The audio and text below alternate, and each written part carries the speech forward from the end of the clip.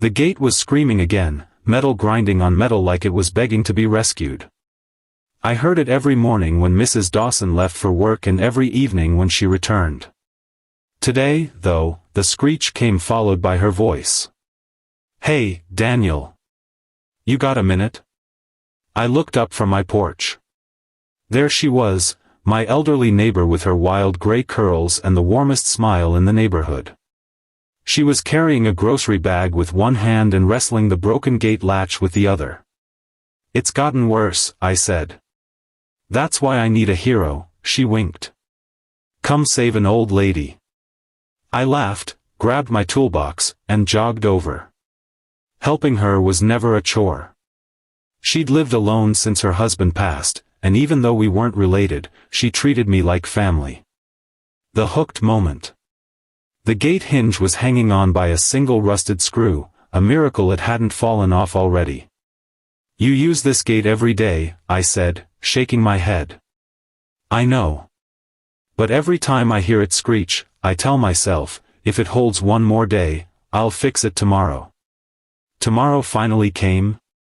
She smiled softly. Sometimes we need a push, or a neighbor who listens. I tightened bolts, replaced screws, and sanded rust.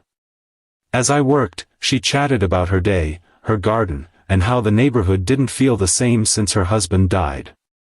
Her voice cracked once or twice, but she always covered it with humor. Within 30 minutes, the gate swung open silently, smooth as butter. She gasped. "It hasn't sounded that quiet since the 90s. The reward whisked. I started packing my tools, but she held up a hand. "Wait," she said. "You deserve a little extra reward." I froze. The sentence sounded like something straight out of a story that could go very awkwardly. But she reached into her grocery bag and pulled out a small bakery box with a ribbon tied around it. "Cinnamon rolls," she said. "From the shop you mentioned last week." I remembered. I blinked. "You didn't have to." "I did," she insisted. "Because people like you, Daniel, you remind me that kindness still exists. And kindness deserves to be fed." We both laughed, but then she added quietly. "I haven't had anyone fix something for me without expecting something back in a long, long time." That settled in my chest like a weight. The unexpected moment of realization. As we stood at the now silent gate, she sighed. "You know, when my husband was alive, he fixed everything. Gates, faucets, my bad days," she said softly. "When he died, the house didn't just get quiet. I did." I swallowed. "I know what lonely feels like too," I said. "More than I let people see." She looked at me with those gentle, knowing eyes that only older people seem to have. "Well," she said, patting my arm, "maybe loneliness is just a reminder we're meant to reach out more." That hit me harder than I expected. The emotional climax. Before I left, she asked if I could stay a few minutes for tea. I agreed. She set out old floral cups, and we sat at her little wooden table, two people from two different generations, sharing cinnamon rolls like old friends.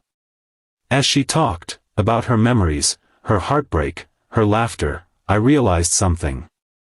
The gate I fixed wasn't the real thing broken. She wasn't asking for help with metal or screws. She was asking for connection. And without even realizing it, I had needed the same. When I was leaving, she hugged me tightly. "You didn't just fix my gate," she whispered. "You opened it again." My throat tightened. The uplifting ending. A few days later, we built a routine. Morning coffee on her porch. Evening check-ins. Sometimes she cooked dinner, sometimes I brought takeout. Neighbors noticed. Someone even said, "It's nice seeing life in her house again." But what they didn't realize was that she brought life back into mine too. A simple act of kindness, a broken gate, a toolbox, a moment of connection, turned two lonely homes into two people who finally didn't feel alone. And the truth settled in my heart like warm sunlight. Sometimes the smallest repair leads to the biggest healing. Sometimes the reward isn't what you're given. It's who you gain.